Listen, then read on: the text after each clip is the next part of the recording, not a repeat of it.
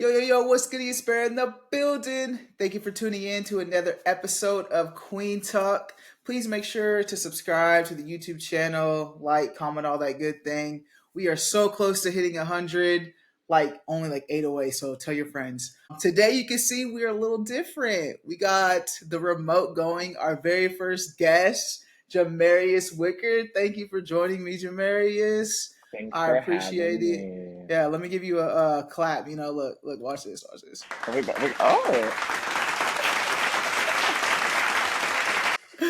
Yes, I love well, that. thank you. I figured that I was like, oh, we got to do remote more because Come on, studio audience. With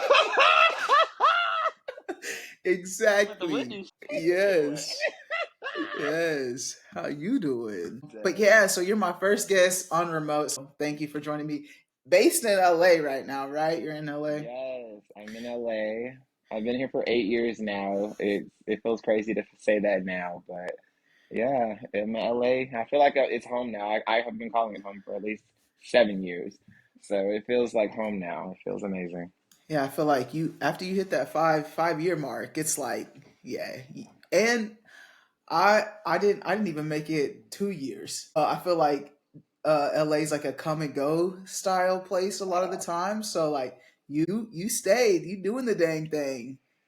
Yeah, it feels crazy to say it because I've seen so many people come and go, and I've tried to see so many friends through the journey. But it's one of those places where I don't even think you really know if you're gonna stay until you get to like year 3 to 4, because it takes so long to kind of get your roots here and to find your Mhm. tribe and to just get your foot in the door. So it's such a process, but God has helped me through. It may not be the way I wanted to get through the journey. It may not be the apartment I wanted to be in through the journey, but we're Yeah, still here, and that's the positive. yeah, you got a nice place. The location is spot on. Like The location. That's all I'm gonna give it. The location. God gave me the yes, location. He didn't right. give me the gazebo. He didn't give me the parking. He didn't give me the pool, but he gave me the location. I know that's right. That's right. But and like you said, it's been 8 years, so like you've been thriving. But I want to like rewind it a little bit. Like we didn't start in LA. You were born and raised in Atlanta, right? Like Atlanta is like the base. I'm born and raised in Atlanta, College Park for people who know it a little bit better from the first 7 years. Then we went to Decatur where it's greater. Then we moved to Gwinnett County, and I went to a very mixed race school. My mother really wanted me to have a great education system. She didn't want me to have any kind of hardships with growing up. She wanted me to be able to go to a good school and have the best education possible to get me out of there, which it all ended up working out for the best because then after high school, decided to go out to Kansas, of all places. I know everybody always asks me that question. And I I want to know. know, I know, I I'm gonna know. ask it too, like because when I think of Atlanta, like I'm glad you got to see like more diversity. You said you went to a Yeah. mixed race school. But my first time in Atlanta, I was like in a culture shock. Like I'm from Kansas, which is majority white. I got to Atlanta, I was just like, "Oh, this is the life. This is life right here." It's so funny because it's like, because that's what I grew up in, I actually thought Kansas was like Atlanta, New York was like Atlanta, Philadelphia was like, I just thought every state was like us. I didn't know any better because it's what I was born into. So growing up, I just assumed we were the majority everywhere. I'm like, what you mean? We are the people. So I'm Right. like, I didn't know nothing. So uh, coming to Kansas was like a woo to the eyes. I said, "Oh, so we ain't running shit here." Okay, yeah. I see. I see. It was definitely an eye opener. I mean, a quick little story on that. I basically graduated and didn't have any idea about college as far as like my hopes or dreams. I was never a school person. I hated school. I was a theater person. I loved to perform. I knew I was what I wanted to do for the rest of my life since I was like 5. Mm. So I ended up talking to one of my teachers, and she was like, "You can go to school for theater. You realize that, right?" I'm like, "Why y'all ain't been told me this? Like nobody really guides you." I'm like, "Where was my Yeah. guidance counselor?" So Yeah. I ended up I applied for schools, and I didn't have the best of grades at the time. I had like maybe like a 2.5. I wasn't paying attention a lot. So I couldn't go to the best of schools, but I ended up applying to a bunch of schools online with our FAFSA. Remember FAFSA back in the day? Mhm. And I applied to schools in Texas and in Kansas. And Kansas, when I say they got back to me 3 days later after I applied and was like, we got a full scholarship for you at Allen County Community College if you want to come. And at this point, it was like December, like 3rd or 5th. It was somewhere in the last, like, little bit of December weeks. And they were like, well, you can start in January if you want to come. I didn't have a lot of time. There was no preparation. I didn't do a college visit. My parents, my family, no one from my family even came to Kansas except for my grandma, my mom, and that was the graduation from Emporia State. Before that, no one even came. So you So just came on your own. I got on a Greyhound bus with a suitcase and a dream and came to Kansas. Oh my And it was that gosh. simple. It was really that simple. I was like, this is one of those things where I'm like, it's gonna have to work out because that's all I got. So Allen County, where's that It's at? in Iola, Kansas. It's Okay. one of the smallest places in the world I have ever seen or heard of. I got off that bus and went inside a gas station and said, "Can I please have a taxi?" This is before, I mean, we had cell phones, but this is before Yeah. Uber and Lyft and all that stuff. Right. So I'm like, can you possibly call me a taxi? I'm trying to get to my school. He's like, taxi? We ain't got no taxis here. I'll never forget that because I was just like, oh my God, this is not happening to me. I got on the payphone, was like, Mom, there's no taxis. How am I gonna get here? I don't know. She called the school, they came and got me. And I mean it was a snowball effect of like, what have I gotten myself into? And when you got to the school and you seen like Kansas isn't like Atlanta, like how did you navigate that? Like you called your mom for the ride, like the taxi, like I'm sure there was like multiple just like factors of like there's no taxi in a small town of Kansas, especially then. Now, They sure, had a but post office, a bowling alley, a Walmart, a high school, a middle school, elementary, and that college. That's it. There was nothing else in that city. And when I say like the next biggest city was maybe what, 2 hours away, like the Wichitas, the Topekas, the Kansas City, it was nothing around. And if you didn't have a car, the Walmart was about a 30-minute walk. So it hey, was just very much like you didn't have anything to do besides go to school. By the time I yeah, finished my first semester, I had a 3.5. I was very like, if you're gonna let me be get here, out we of might as here. well just let's just get out of here. So Yeah. I did 2 semesters there plus a summer, and I left that school right after that because I was like, this ain't for me. And I had outgrew it. I was vice president of the student council. I was the lead in the musical. I was building the sets. I was building the costumes. I was the stage manager in the shows while I was acting in them. I just kind of felt like I had outgrew a lot of this stuff so quickly because my Right. mentality was you didn't kill all of this in high school. Let's come to college and murder. And that was Hmm. really what I came to do for Emporia State and for Iola. And my teachers were so pissed at me because they were like, well, you need to get your associates. And I'm like, this don't mean nothing. And I'm just going to go to a school and go straight for my bachelor's. So right after I finished that full year there, I transferred to ASU and never looked back. Yeah, and I'm sure like you were probably just like ahead of the time, just being in Atlanta, Yeah. coming to Kansas, like your knowledge of things already were above them just Yeah. because the scene there. And I So had to adjust my mentality to that because I was constantly fought on that. We don't. Why are you trying to change things? Why are you trying to be so overly vocal? This is how it is. We like how things are done. And I'm like, well, you're like about 10 years in the past. I'm gonna need y'all to move a little forward. And that argument with the teachers, with the with students, I had a Mhm. lot of pushback from people because they just didn't understand why I was coming with such a force. Yeah. And I didn't know anything else because it's just how it was for me prior. So it was just very much like, why can't we move forward? I don't understand why you guys are so stuck into these mentalities. To be honest, there were some things in Allen's theater department that were a little more futuristic than where I when I went to ESU. I felt Mm. like at least with Iola or with Allen County, excuse me, they were at least able to see possibilities in casting. I loved Mm. my high school because we had colorblind casting. We would do Mm. shows and you would say, oh, the mom's Asian, the dad's black, and the kid's white. And you would listen to the story to get the understanding. When I went to ESU, I was the only black person in my department the Mm. entire time, other than the musicals that they would sometimes pick little people out and have them in the show. It was very difficult for me at that school because I didn't understand why we couldn't do colorblind casting. And then when we wouldn't do it, why weren't we picking shows where races were irrelevant to the storyline? We constantly were picking shows where they were like, well, you can't be in it.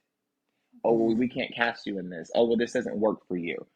And then when it would be shows that did work for me, it would sometimes be a little bit of a thing where I was like, well, now I'm being chosen only because I'm black. It has nothing to do with my talent. yeah. So those things were a little difficult for me to kind of see. But in so many ways, it's funny. I feel like God puts you in places sometimes you need to be to wake you up for places you're going. Mm-hmm. And I think Emporia, not Alan, I think Emporia got me ready for what I was going to experience in LA. Mm-hmm. And being around a lot of those people and understanding that sometimes this doesn't need to be said. I kind Mm-hmm. of learned that my mouth would get me in a world of trouble in places if I didn't know. Sometimes you didn't need to speak on certain subjects. Yeah. So as much as it was a difficult thing at the time, I do believe that as harsh as this is saying is going to be, the white people in Kansas prepared me for the white people in LA. Yeah. Yeah. That, and you've had to navigate a whole different experience because you're used to dealing with Atlanta, where it's not the white people in the lead and it's majority people that look like us. So that is a big transition. And why didn't you go from Allen somewhere back to Atlanta or Texas? Like, why did you choose to stay and go to Emporia State? I got a real easy answer for that. Them college credits did not leave the state. Oh, okay. A lot of Okay. people were wondering that about me. They're like, "Well, why didn't you go back to Atlanta, or why didn't you go to a neighboring state?"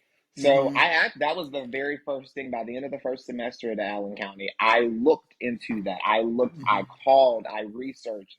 But what they do is they make it where their classes are very stuck to where you are. Some of my Allen County classes didn't even leave Allen.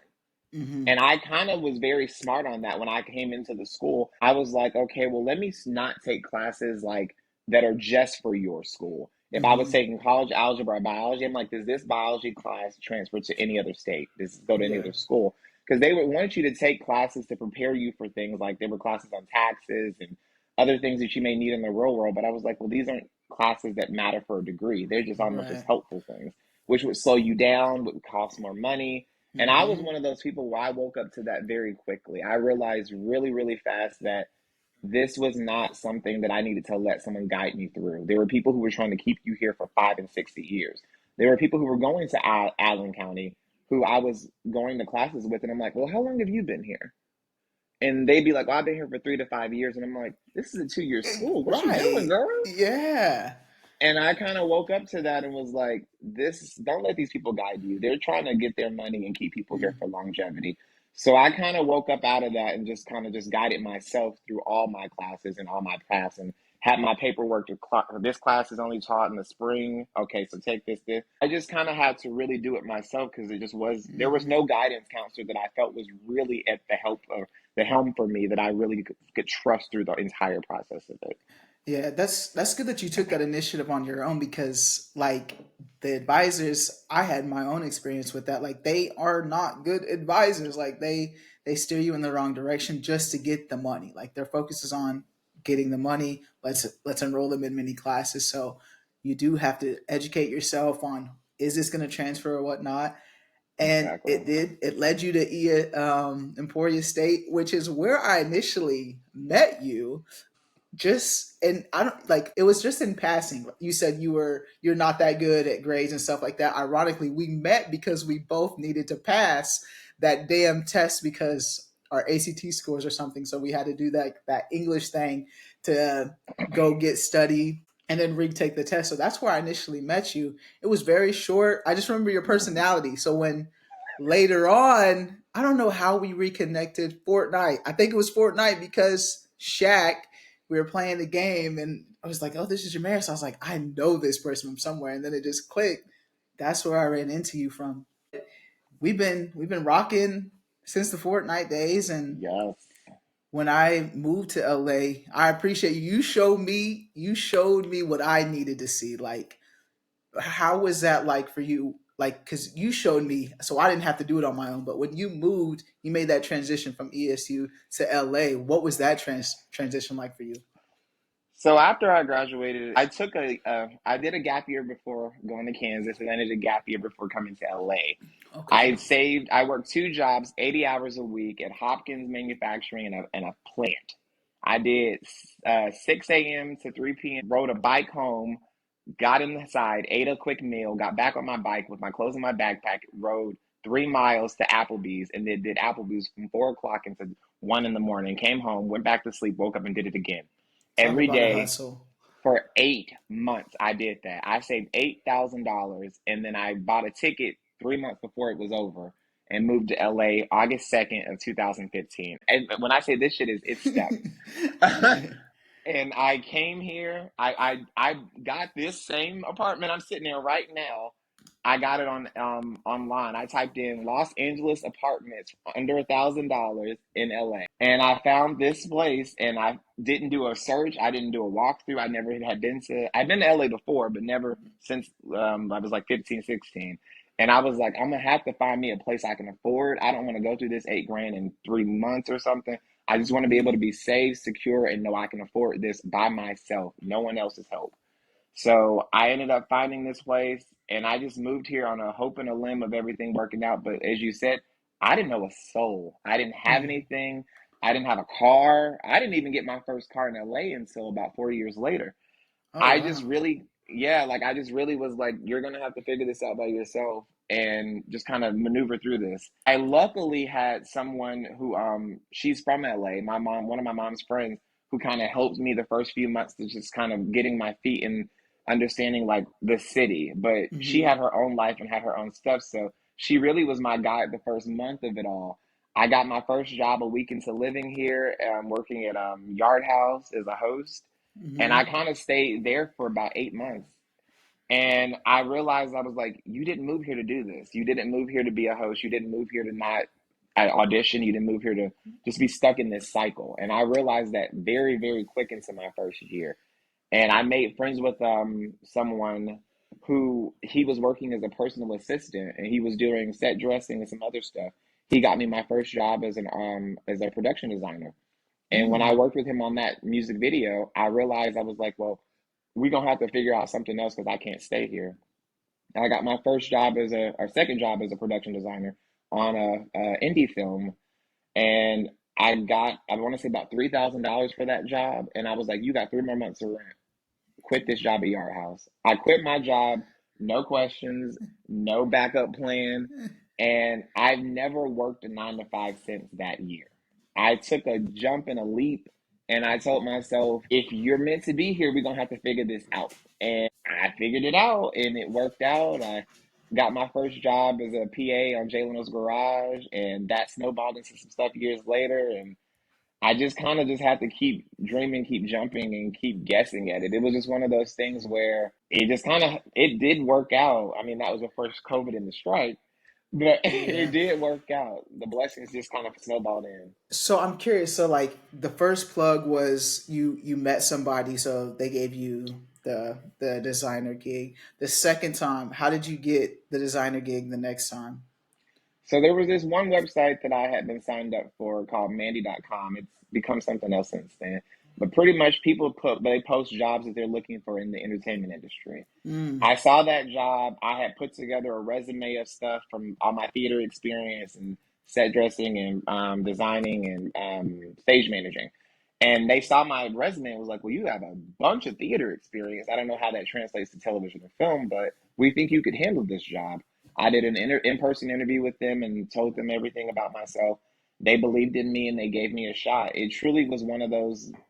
I didn't know anyone in the industry, so no one could vouch for me. But what Mm-hmm. I have learned in that time and since then is once you do get those vouchers, your resume starts to mean nothing in this city. People don't even ask for resumes anymore from me. It's very much, well, so and so recommended you.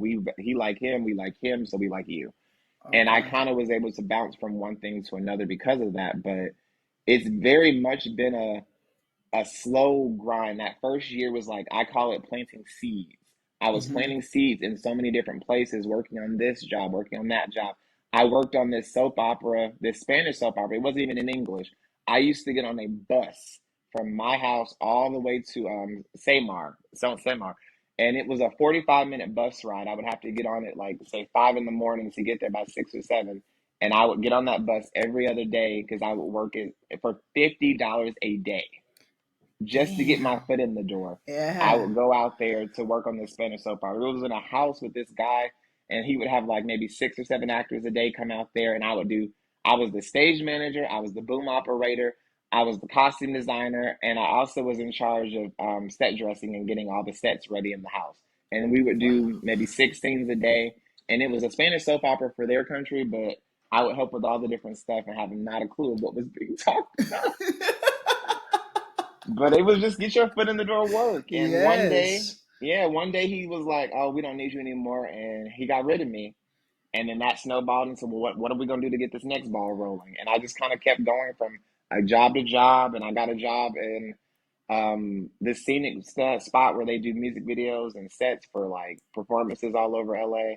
And I started painting in there for the next 8 to 10 months, and I worked there for a while. Then that went away. Then I ended up getting an old gig back from the first year, and a friend called me up and was like, "Hey, we need an associate producer on Jay Little's Garage." And I worked on that for a season, and I got my foot in the door, got to produce for a while. And then that went away. And then after that was done, I ended up getting back into my bug with acting, and then I got back into that and got went SAG for that. So it's just I've never really been stagnant in one situation too long, but I've always wanted to get back to the dream of acting ultimately. Yeah. So it's just kind of been snowballing back to there. Yeah, you are the king of adapting. Like I feel like wherever you go, like nothing like for you to be there 8 years and not have a steady 9 to 5, but figuring it the fuck out, like that is the bet on yourself. Like you've been betting on yourself for 8 years now. Like you're an actor. You're an actor.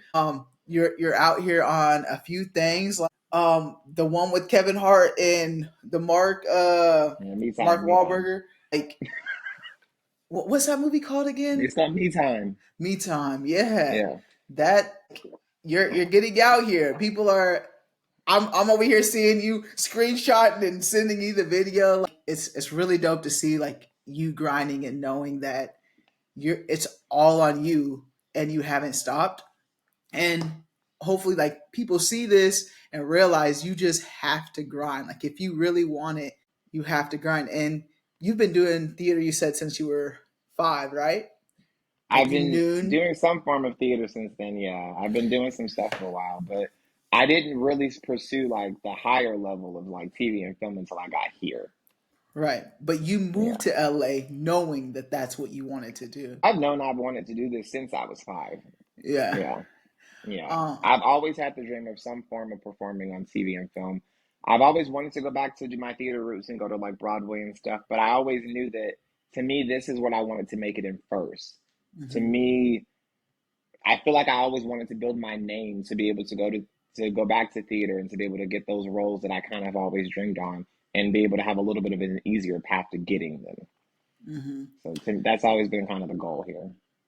Yeah. What do you foresee like next? Like you're a part of a union right now, so Mhm. they just hit you up for jobs or No, it doesn't work like that, yeah. unfortunately. We still audition ourselves out. We still have to look for a bunch of different things. Of course, if some of us who are blessed enough to have managers and certain, my agent sends me work. I do have Okay. agents who send me work. It's been honestly these last 2 years, I kind of feel like my career has been backwards. I feel like these last 2 years have been the hardest years of my life. These have been the hardest ones to kind of maneuver through because of the fact that we have been going through the strike and we have gone through COVID. And then now that the strike has ended, these first 6 months of 2024 have been like the hardest of life. I really think that for the first time in my life, I've actually had the concern or the struggle or the just a harder time understanding like did I make the right decisions? This is the first time in life I've ever questioned that. I've never been Mm, that person where I was like, what am I going to do with my life or what path should I be taking? I've always been very stern on this is what I'm supposed to do. This is why I'm on this earth. I'm going to make it. There's no question in this. But this year especially has been a lot harder to maneuver because everything shut down. Everything I mhm, do to make money, from my designs to working as a painter to doing different stuff in acting or modeling, nothing I do makes money. Everything had shut down. And we're still, even though the strike is over, we're still in a place where things haven't really returned back to like the full train is moving. I feel like the train, it's been turned on, but we ain't mhm. checking yet. and I'm not really sure what the holdup is. A lot of us have been asking questions, and I've been blessed enough that luckily my look and my I hate to say the black guy look, but whatever the look is that I've got here, it has been working. I've been able to get some stuff to keep myself okay. I work the Kids Choice Awards later today as a parent to somebody's kid, and then I'm working 2 days on General Hospital, one of my recurring jobs I get every month, next week. So it's like I've been blessed enough to have little seeds of things that come and go here, but as of last year, so it'll be a year in August, I had to start doing security work to kind of get through this entire strike and what's been going on because we have not been able to be blessed enough to have work return to its normal speed of things. And it's just kind of, as you said, you just kind of have to find a new hustle to just figure out how to maneuver through this because I have friends who are casting directors. I have friends who are producers. I've seen people like, hey, Billy Porter's on the news talking about he's losing his house.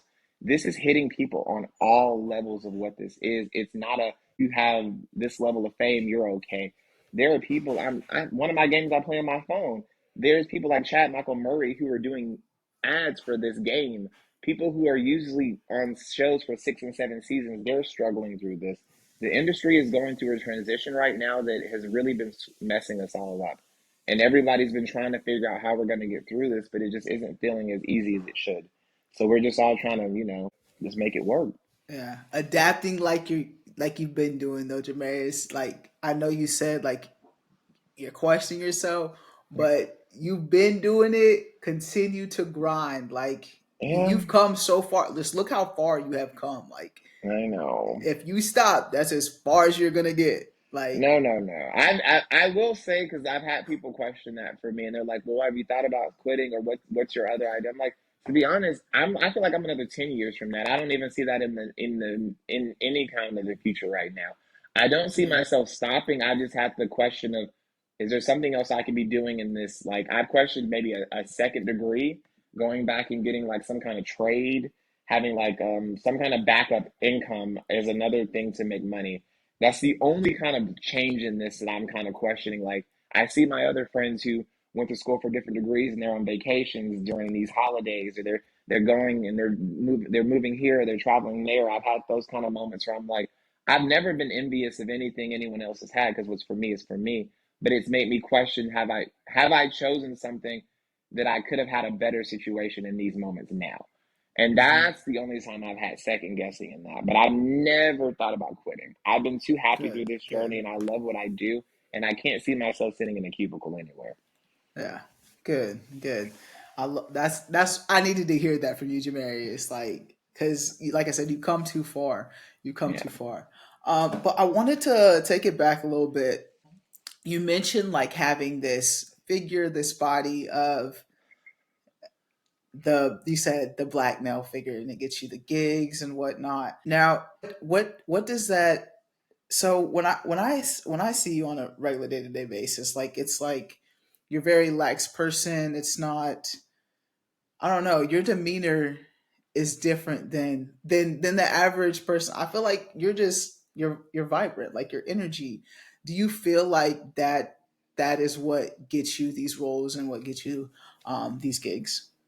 In so many ways, I do think it can be a big chunk of that. I do think a part of me is different than, I think home Jamarious is a bit different than public Jamarious. I think that Hmm. social media Jamarious is a whole different Jamarious because I don't think that's Jamarious at all. I think that as we've said, I'm a chameleon to the situation of where I need to be. Hmm.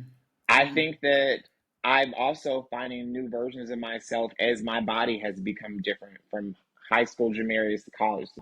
I've gotten way more into my fitness and I've understood a different version of what people expect from me in this city. Hmm. I've never been someone to depend upon my looks or my body. I don't ever like that to be a part of my talent because to Hmm. me, that isn't my talent. It's just my physical appearance. But I've really learned that people here see what you look like first before they see what you can do. Yeah. So I've kind of realized that in the last like 3 years a lot more than ever before. And I'm starting to kind of play into what it is instead of fighting the thing of it. Because I Hmm. used to say, well, I'm not going to get my body right. I'm not going to do this because I don't want to be judged for what I look like. And I realized the bookings weren't booking Hmm. and especially like these last 2 years, God opened some new doors when I got with that trainer.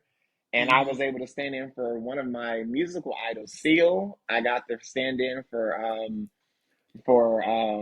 Will Smith, they knew I got to too. stand in for Will Smith on Emancipation. I got to stand in for my God, Jonathan Majors on this other movie, and I got to stand in for Sterling K. Brown on this new J Lo film, Atlas.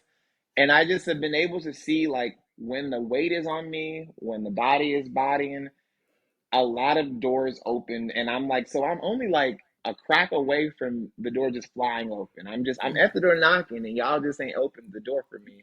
And Yeah, I've really gotten to see how possible it is when they like what you look like. So I'm not fighting it anymore. I'm like, okay, well, let's lean into what this is, because if you have the look that they want, they will use you when they want you. And if they like you, they'll keep you working, yeah. especially if you're a positive energy to be around. That's the key to all of this. People like people they want to be around. Hmm. Yeah, LA is all about the looks. I know when I moved to LA is when I like got into CrossFit, and I've been in the gym since. I feel like you Hmm. came to that Kansas and you seen this Midwest, they just be eating and drinking. That's Yeah. what we do for fun. And then you move to LA, there's so much more to do. And yeah, I agree with that. It's all about the looks, them surgeries, Ozempic and all. They've been knowing about Ozempic down in LA. Uh, I don't doubt it. yeah, but I like let's rewind all the way back. We didn't get like a introduction of just your coming out story of Oh you yeah. being a part of the queer community, Jamarious. We We just ain't talking about we just we that. got The so LA journey.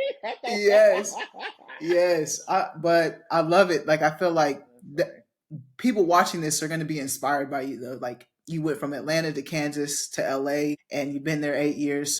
It's about experiencing the stories as well. But I just wanted to tap into that as well because, like I said earlier, when I moved to LA, you showed me what I needed to see. Like when I seen WeHo, but you're used to that, right? Like growing up in Atlanta, I don't know why. I've always said, like before I even been to Atlanta, I was like, I want to move to Atlanta. And I feel like it's because of ATL was like my favorite movie growing up. But I always like, I want to go to Atlanta.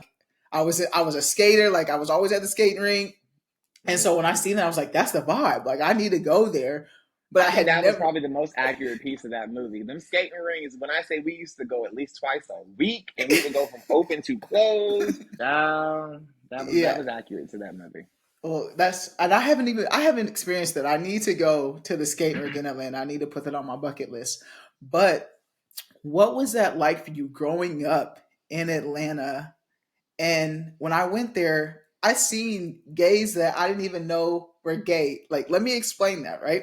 So, like, you have the most machoest macho men that Hmm. back in Kansas, those people weren't out. They're gay. We got them here, right?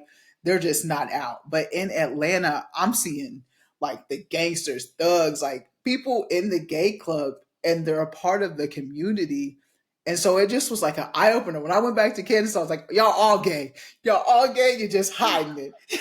There's so many people just in the closet. But like, what was like for you growing up in Atlanta and just seeing representation everywhere? So it's funny you see that as a person now, but as a person who lived through that through the 90s and the early 2000s, I felt the polar opposite. I actually felt I was the only gay person in the world, other than RuPaul. Wow. I say that in a serious tone because RuPaul was like, he was one of the first people I felt like I saw on television. RuPaul was like Really? my introduction to drag. RuPaul was my introduction to a feminine gay man being able to be in a power position and being able to live out and gay and proud. I didn't really have a concept of gays in on the level of what you saw as far as being able to be out gay and proud. I didn't honestly understand that until maybe high school. But Mm. elementary and middle school, I might have saw one or two people here or there, and they would be almost like the choir director in church, or they'd be that person who you'd see out and about, but it was almost like shameful. I never understood prideful gay until high school and college level because for me, it was almost like they were being hidden from me. I don't really feel my Oh. family was really trying to expose me to that. Mm. So I never really got to see that. And growing up, I remember even my mom saying that to me when I did come out. She would say, like, you really think you're the only gay person out here? And I'm like, I mean, it really feels that way to me sometimes. It wasn't until I got to middle school and there were other kids being bullied for being gay or possibly being gay, the possibility that I started to kind of say, oh, so there's others around here. And I came out at 16 in my freshman year of high school. So by that age, I started to really just say, like, I don't really care how anybody else feels about things. I'm starting to just be my own person and just accept who I am. But I didn't really get exposed to that version of gay Atlanta until maybe I think maybe freshman year of college, high school. I went to like my first gay bar that was like 18 and up, and I went to a couple little spots around and saw black gays and white gays in different settings. After that, I went to college before I was 21, so it's like I didn't really get to see like the bars and club scenes until I came back to visit and got to see things. It just, to me, Atlanta wasn't that gay city that it is today. I Okay. didn't experience that version until years later. Growing up, Okay. I really felt like I was almost in a DL city of people Mm. were gay, but it wasn't really discussed. And I didn't really see any of the lesbians at those younger years. It was kind of like, it was almost a whispers in the street energy. I just don't think I was exposed to that as much. It came a lot later in life. Yeah. Now I didn't see a lot of females either. I feel like that's in every gay bar I go to, though. I don't see a lot of females. Well, they don't go to the gay bars. That's something I had to learn. Even here, I've worked at a place called Honey's, which is a really cute bar. The next time you come, you gotta go. It's a complete lesbian bar. When I say Oh, shoulder to okay. shoulder, shoulder to shoulder. I mean, shoulder to shoulder. I was like, where have all of y'all been? They have their own Okay. places. They're not mixing with Okay. the gays. That's what I've Okay. learned is they create their own and they stick to their own little vibes. But it was very eye-opening, obviously, as I got older and then got to see it. I was just like, so I'm not alone in this. Everyone's just kind of in their own little cliques of what this is and making it work for them. But Hmm. yeah, Yeah. I didn't really get to see that version of Atlanta until way years later. I feel like I saw it how you saw it in like on the internet and on the social media. I saw Mm. it by the time I left for Kansas online. And then it was, Okay. oh, you heard about this new guy doing this and you heard about this going down with this or that. I didn't understand it until I was way older to see it. That's interesting. Just because I mean I was 21 when I went to Atlanta, so I got to go Mm, to the yeah. clubs and stuff. So that's also where I seen it. But it was also just nice to see black people when I went. Like Yes. coming from here, so everything was just like a man. I need to be in this type of environment type. But you said you mentioned it to your mom. What was that like when you told your mom? Like what was your experience at 16 when you finally said the words or express yourself? um, I didn't say it to her face. It was all done via email. Yeah. It was a difficult conversation. I feel like because I was out in school for at least a year before my mother found out. I had Okay. been a complete just happy person, just nobody gave a damn. I didn't care. I felt like if my friends were fine on this, I didn't really care how anybody else felt. And it just didn't bother me that it was going to be something to be concerned on. I just kind of was like, I'm just going to live my life and just be happy on this. But when my mom found out, it was a big dramatic scene. It was a little bit of a situation to kind of go through. I feel that I think she took it a lot harder than I expected her to, but it also was one of those things where you can't really know how your parents going to take something like this.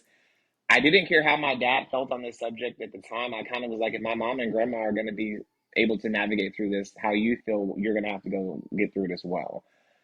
The unfortunate part to it is by the end of that semester, my mom kind of was going through a lot of emotions on this, and she sent me to go live with my dad for a year. Oh, okay. Yeah, so me and my friend at the time, we called it straight camp because I was made to go to church 4 days a week. I was going to a complete new school district in a black area. I think they were like maybe the white people at this school were sprinkled in like Asian people. There were like a couple of white people. And it was just very much one of those schools where I was an A student by the end of the semester. They're like, "Oh, you're doing so good here." And I'm like, because they're not really, there's no trying at this school. If you just turn your paperwork in, you're getting A's here. It just really gave me an understanding of how hard I was working in the Gwinnett County schools versus these schools out in Lithonia. I was like, this isn't really a challenge here. Like, I don't need to be here. But I was there for the summer and 2 semesters, and I hated every day of it.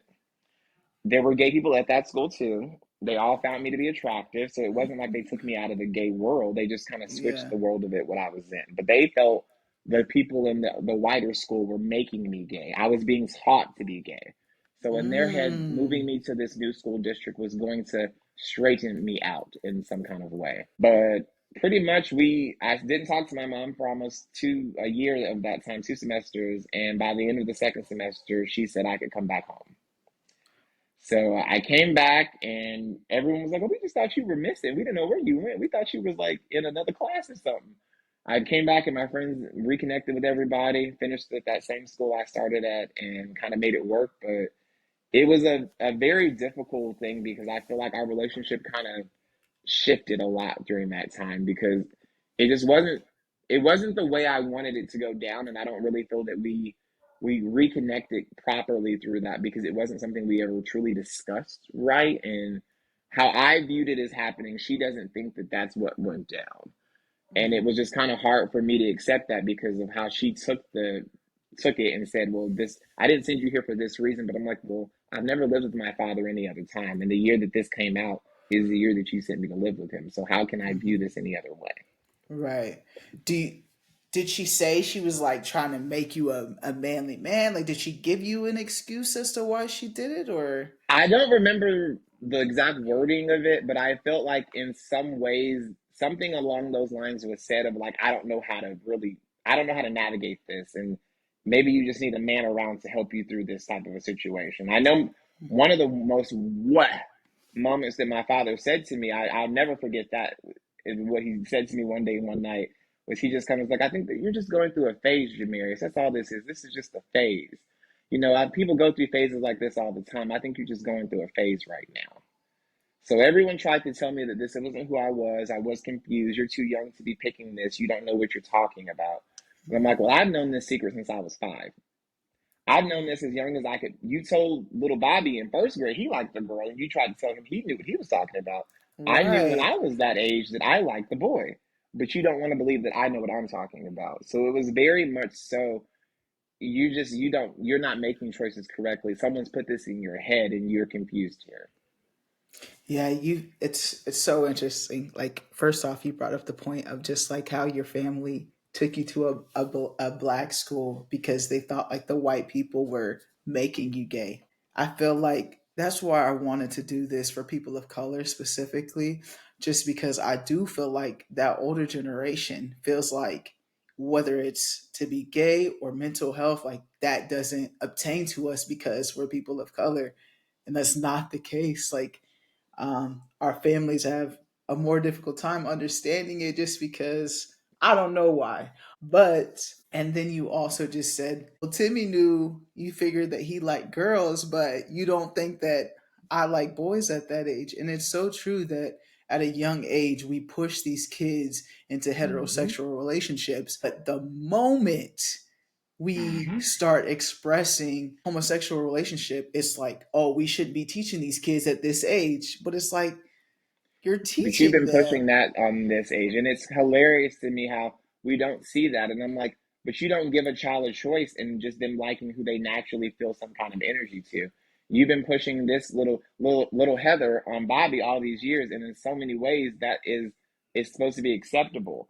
But for Hmm. some reason, we don't see that on the opposite side, and it's just crazy to think about that because I'm like, I noticed at that young of an age that my female cousin was gay, but we Mm. didn't notice or say anything about it at that time. We just, of course, moved on. Now, as Yeah. an adult, she's openly gay.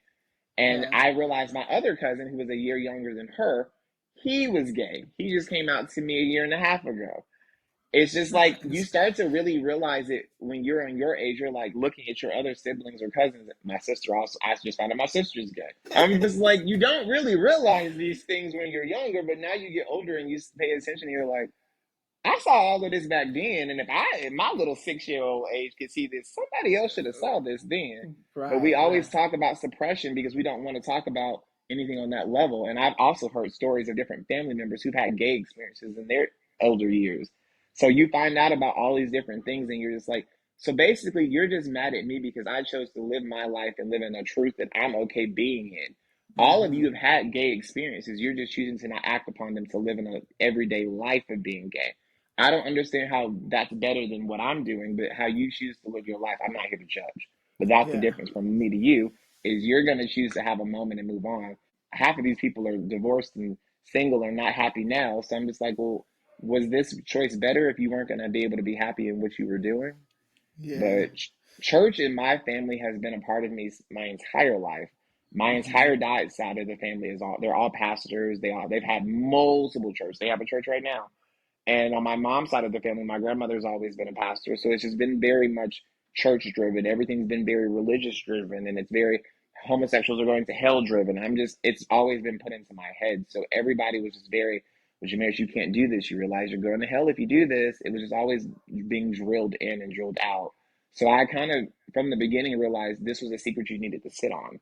And as Mm-hmm. young as 6 years old, I knew you can't share everything in your life that you're feeling because everybody's not going to get this. So there was never a point where I felt like I had someone to speak to until I got to high school.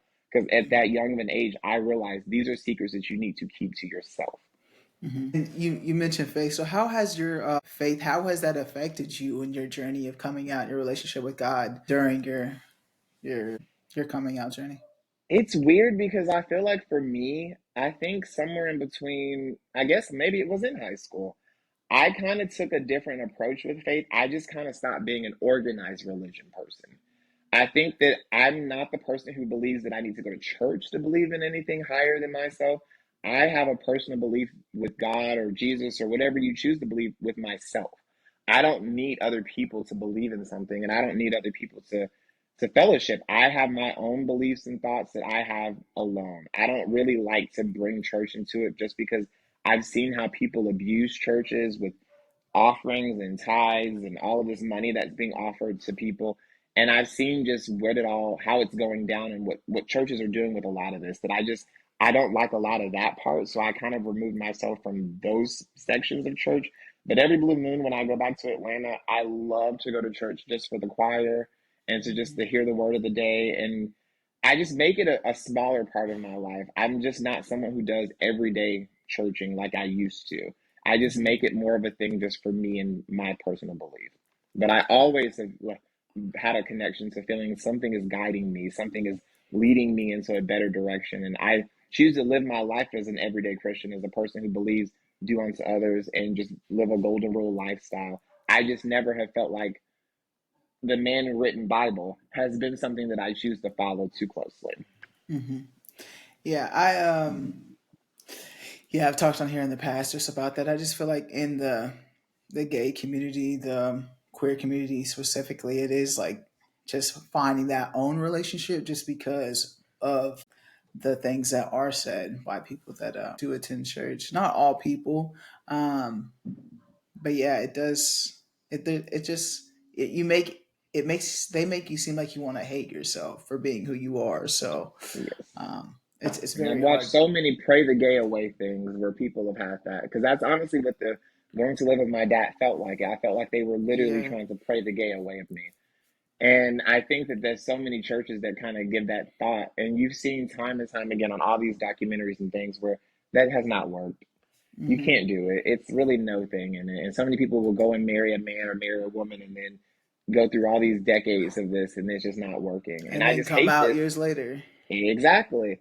And I feel like we see time and time again where we watch these things and we talk to these people and they all act as if they're okay. And then we just learn that it's like they were never all right. This was never something that they were able to suppress. They've just been faking it to get through these moments.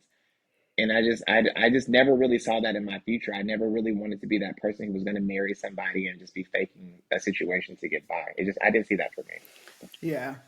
Yeah, and I'm glad I didn't choose that route either because yeah, me and my high school boyfriend, we're really close. Like he's my best friend. I was his one of his best ladies, I guess, in his wedding. So like he gets it. But I'm so glad too cuz I see people now that I feel like maybe and they're just living a life for themselves and just going through the motions just because they don't feel like they can be themselves. So Mhm. I get what you're saying. And now the relationship with your family, what is that like now? Do you feel like everyone's I open to mean, how did grandma feel? What did grandma say? so we've had several ups and downs on the topic of it, and I feel like her journey on this honestly is about the same where I think where everyone is. And I feel like if you were to have them on this and where they were talking to you, their answers in this would be a bit different than how I think I'm answering the question. But I've said it to my aunt verbatim, and I say this exact quote: acceptance and tolerance are not the same things. You tolerate me, but you don't Mm, accept me.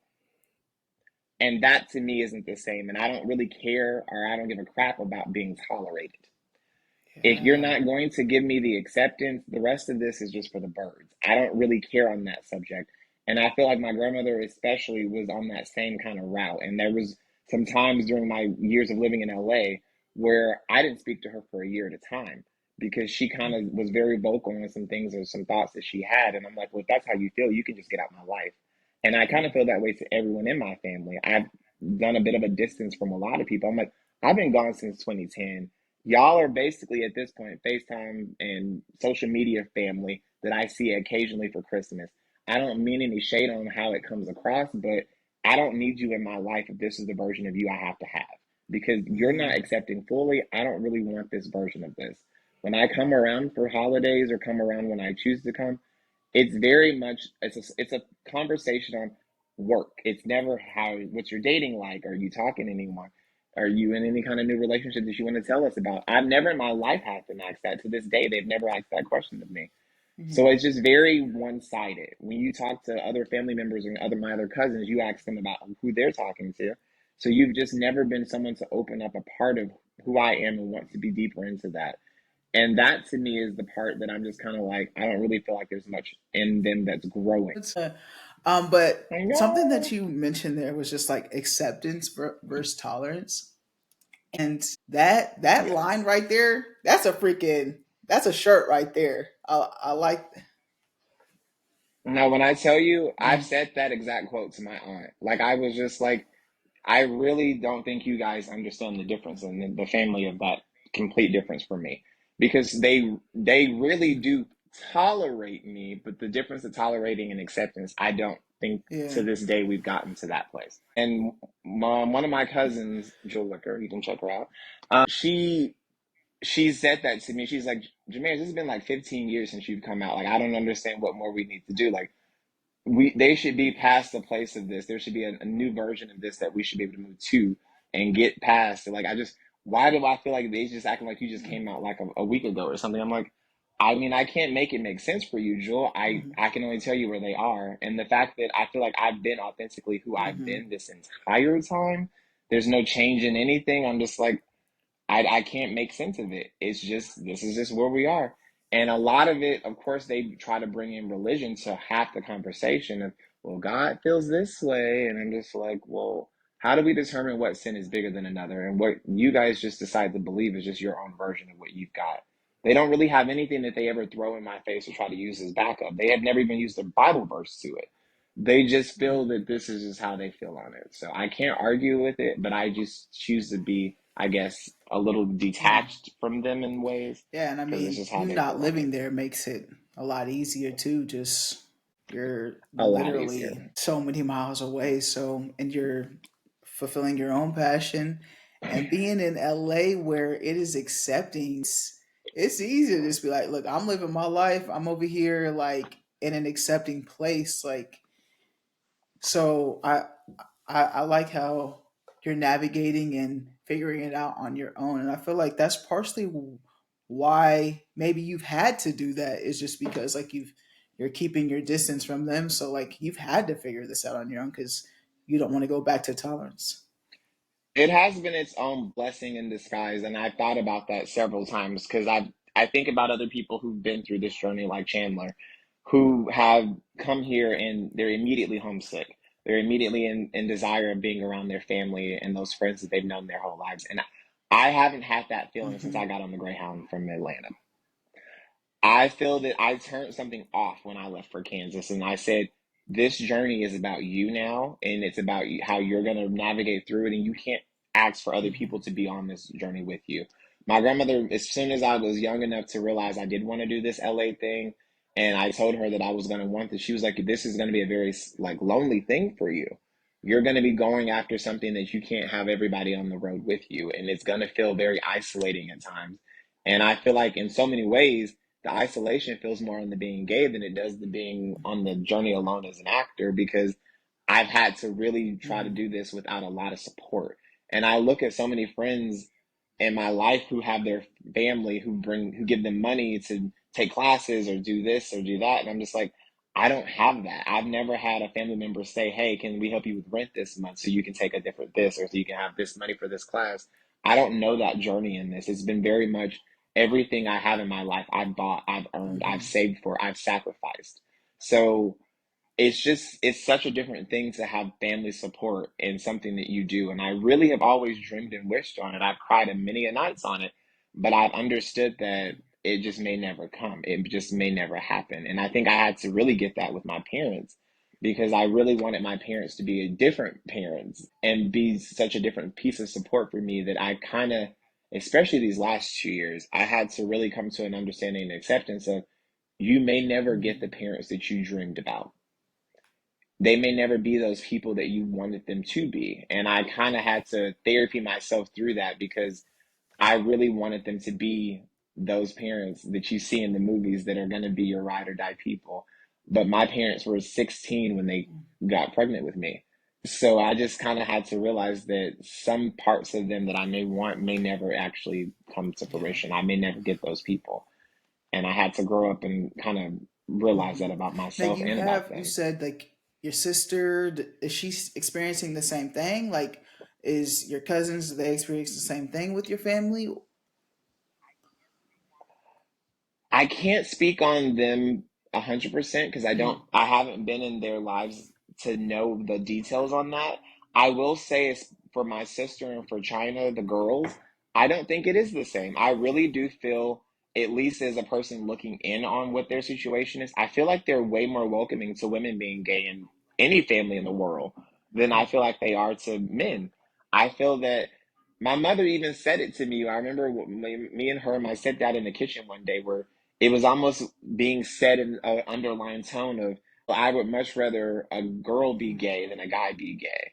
It's like it's almost like something from the women in the black community are losing something. But for women to be gay, it's all right. Well, she can just have another one of the females. But I feel like we almost we put this positivity spin on women being gay Hmm. as if it's supposed to be better. But if a guy's gay, it's just like, well, damn, we ain't even got no guys out here for us. Now you just stole another one. And I'm like, I mean, is it any different? I think it is what it is.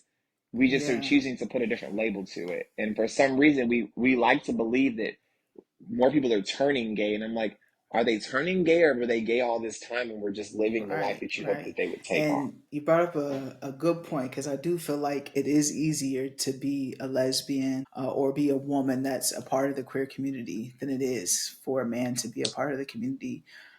I think, like you said, there's a layer of you're taking our men, but I just also feel like I don't know the undertone, the underlining of the reason why for that, but I do see it. I've had a guest in the past like mention that like gay men have it the hardest out of everybody a part of the community, and that is seen like I feel like that, and of course like the transgender community is I yeah was about to move them an honorable um, mention. Because I feel that until these last, I guess, maybe several years, I mean, of course, we can think of the Caitlyn Jenners and some of these other people who've come out predominantly in that level. I feel that I was brought up to hmm almost fear trans people.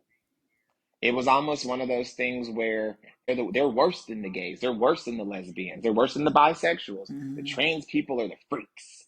And that was kind of how it's preached to us because it was not understood.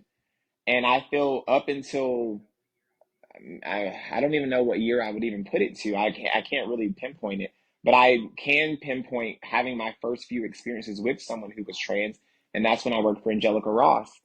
I never had been in the presence of a trans person in a day-to-dayness. I had never had a trans friend. I had never knew what that was like until I worked for her as her assistant. And then I was like, these stereotypes and these beliefs that are being put into our heads, and especially in the Black community, we don't realize how deep and embedded these things are until we are having to Hmm. be faced with them on a day-to-day. And that's when I was just like, wow, the fear that they put into that they have on themselves for first the gays, then they put these fears into us against the trans. It's almost kind of how we talk about how like in government how things are kind of messed up and it's a two-party system that is really just us pent against each other where the bigger person is kind of just playing the puppet master here. In the community we have that same thing where we're being pinned, the gays to the lesbians to the gays, and the gays to the trans, where it's just like, Right. guys, we're all on the same team. And you don't really realize that you're doing this until you stop and look at it like that. Because I'm just like, I never realized that I had a phobia against trans people until I was involved into it in a day to day. And I'm just like, Hmm. why do we have these thoughts? Like, who's putting this in our heads? Who's getting us Hmm. brainwashed with Literally these just like ways? embedding it in us, like from like, and it's starting now from a young age, like now that it's getting more talked about, like these kids, the rhetoric that they're hearing from other sides, like that is Exactly. exactly why. But yeah, for the, Because you don't realize that. Because now it's like with this generation, we're getting to a different place where we're starting to have kids who are coming out as young as 6 and 7 are saying they're trans, and mm, people are like, "You're not trans. You don't know what you're talking about." We're not letting kids have sex changes at this young of an age. They don't know what they're saying or doing, and it's just like I'm looking back and seeing the similarities to myself of how they tried to do this to us, and I'm like, there were yep, trans kids probably in my grade that I never even realized because they were being told that this wasn't the right thing. They weren't feeling this. You're confused and this is a phase. You're not really this. And I'm like, we've been doing this whole time. And just as we keep saying, these trans people aren't new to the conversation. We're just acknowledging in them finally. We're just finally coming to a place of being able to have the conversation about people who've been in the right. conversation this And I think entire like a time. similarity with that is just like when I was growing up, I could wear the boy clothes, and it not be a thing. But as soon as a boy puts on the girl clothes, quote unquote, then it's an issue. So it is like that double standard with a lot of stuff, that gets brought to like these Hmm. kids' lives, and they have to figure it out as adults. I feel like you said now earlier you were like you're still figuring yourself out, and just like you're just like with your body and whatnot.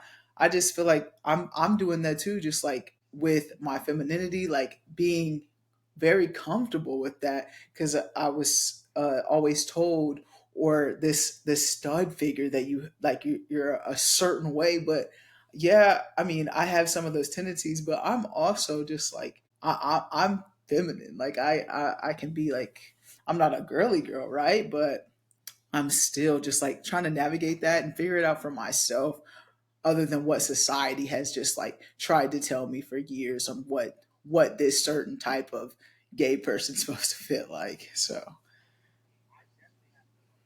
Yeah, I definitely have moments in that same kind of thought where I think about. I mean, I've had conversations with friends about it even to these days, this month probably even, where you kind of realize a lot of your upbringing has made a difference in everything it is that you do, to the clothes you wear, to how you carry yourself. I've even had conversations with friends to even sexual positions with how I was talked to as a child about, oh, if you were to be doing this, you need to, we'd be more accepting to you if you were a top, but if you're a bottom, that negativity is mm, way worse in the community. It's just so many little things that you don't realize that are being placed in your head. So you just not wanting to be like able to just go through the experience and just make your own decision on yourself. People are putting things in your head where you're choosing what they would want for you yeah, versus what you may want and for yourself. it's like that's what partially Queen talks about, right? It's just like hearing all of these stories and experiences and seeing like even us, like I feel like I've had a lot of older people on here, is like we're still figuring it out just because of what we've been brainwashed and told like our entire upbringing of our life. And finally, I feel like this younger generation and just pushing the word of getting it being making queerness more open and fluid, and it doesn't have to be this way. And so yeah, that's what it's about, is just like figuring yourself out and leaning into it, just not running from it, just leaning into it. And it's okay if you're this way one day and you're trying to figure yourself out. And I don't feel like it's a straight narrow road to figure that out. So yeah. But so it's 1 hour 15. So I'm gonna like wrap it up. And so when I Okay. do the family friend strangers, love, if Okay. you can like, can you put your hand up the other side and then get it I'm close? on the right No, no, side. no, no, the other hand, and then scoot it over this way. On the other hand. Yeah, there we go. Wait, no, bring it back. Bring it back. Is it? Can you not see like the split screen? All right. So just do Well, this. Just I'm on just the do other. this. Okay, Just wait. do Here, I'm this. gonna move Love. you. Just do I'm this. gonna go to Just that just do it side. yourself. Love. Do you know how to do the love sign? Okay. Jamarious, like this, the love sign. Yeah. Okay, I see, I see now. Oh my god! Okay, okay. So I'm gonna wrap it up. Okay, here we go. All right, yeah. So Jamarious, thank you for tuning in to Kueen Talk. I really appreciate you joining me. Like I said, you're the first remote guest. Only had one technical difficulty. We'll figure that out moving forward. But what would you like to leave the audience with today? Any final words? I didn't even think about final words. Keep hoping, keep dreaming, keep believing, and just keep on with yourself. My favorite musical movie is The Wiz, and I feel like believing in yourself has always been kind of a quaint phase to me. And just realizing that you are your own piece of home in yourself, and just keeping on with yourself, just keeping on with your belief, finding your courage, finding your heart, That finding your brain. I want to go love. watch the That's movie There's a new one again. coming out. There's a new one coming out. The Wiz. Get Oh, no, wicked, he's about wicked. Wicked. No, Wicked, Yes. Wicked with Ariana Grande and Cynthia. I will be seeing that on Okay, you Thanksgiving said the Day. Wiz, the Wiz. Yeah. Yes, Okay, that is yeah. my Two movie different things. musical. Yeah, But yeah. yes, as he said, be you. I love that. Chimerius, the number one line: acceptance versus tolerance. I love that takeaway from um, Yes. this interview today. We have a lot of people that you just enter these spaces and you're just tolerated. So find spaces where you're fully accepted, and it'll change your life. WeHo, June. It's about to be Pride this weekend. This weekend. I wish It's I this was in LA with weekend. you to experience that. I would be if I didn't have event June 2nd at Riverside Park from 9 to 3 in Wichita, Kansas. So but I Oh, would be in WeHo if not the case. So I know you're gonna be lit this weekend. What are your plans? What's I know. I get to see Janelle Monae for See, the that's why first you need to live time. in LA. She's performing. Kylie Minogue is performing. Trixie Mattel's performing. Um, Kesha's performing on Friday. That's Oh what God, there's so many different people. But basically, it's a whole weekend of different stuff. I got my bracelet. It's Friday, Saturday, and Sunday. And then when I say all of June, there's something every other weekend. But this is like the WeHo Pride. It's almost honestly like a fair. They shut the streets down and they fill the area with like a Ferris wheel and a stage and a this and a that. And then 2 weeks from now, they do another one that's downtown. That's where Mariah Carey performed last two year. I weeks don't know from who they're doing now. this year, but they do Pride like all month. Yeah, in like 2 weeks we're having another Okay. one. They do something all month long. Yes, Just a that's why celebration. living in LA, you everyone's there. Everyone's there. Like you don't know who you gonna see. So lucky Oh yeah. you, man. That's a lot of events, you guys. It is Pride Month, so like I said, I will be at Riverside Park June 2nd from 9 to 3. I got merch. Jamarius, I got merch. I got shirts. I got stickers. I just got a picture sent in. I'm not gonna show anybody until I actually get them because I want to be wearing it when I show it off. But yeah, Okay. it'll be great. So please make sure you come support if you guys are trying to support the queer community this month. Jamarious, you've been a great guest. Thank you again. Like, this has been fun. Thanks for having Yeah, me. It's been fun. you've been a supporter since day one. Like, even before on Fortnite, I told you I was trying to do this. You encouraged me to do it, so I appreciate that. And as you guys can see, we're remote. Jamarious is in LA, and we are doing an interview for Kueen Talk. So if you are a guest out of town, please make sure you guys fill out the form below, and I'll get you on here as well. But Jamarious, yeah, thank you again. As always, we're here every Thursday, but family, friends, strangers, love. Be nice. Be nice.